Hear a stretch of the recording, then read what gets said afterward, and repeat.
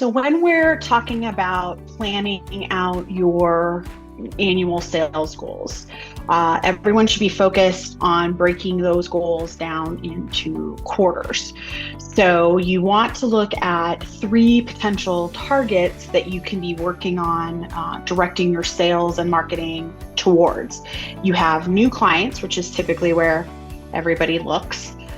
Those are the most expensive. And what I mean by they take the most amount of money, the most amount of time, the most amount of talent to acquire.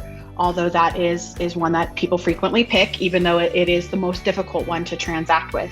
You can focus on your currently active clients and cross-selling or upselling to the existing database that's already actively working with you, or you can focus on your past clients, which is going back to people who already trust you, like you, know what you deliver is valuable, know that there's very low risk in working with you, and of which you have already funneled out whether or not they're a good fit for you.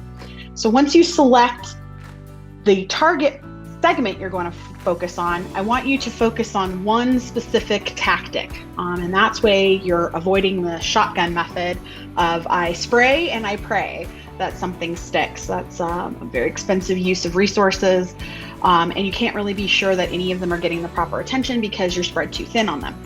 So when you're deciding what type of tactic to work on, you want to decide you want to evaluate all your various tactics and decide which ones are the closest to ready. So look at all the different things you can do. Am I going to offer a new membership program? Am I going to offer a needs assessment? Am I going to offer a workshop? Am I going to offer whatever the tactic is that you're going to focus on to bring revenue in? You're going to want to ask yourself, how ready is that tactic to go?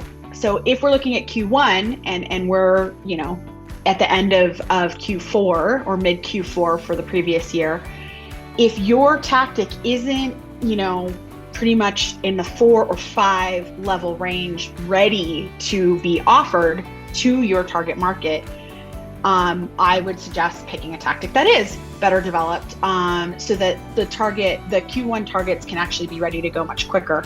And then maybe prioritize the ones that need a little bit more work, Q2, Q3, Q4, down the line, so that you have time to develop them.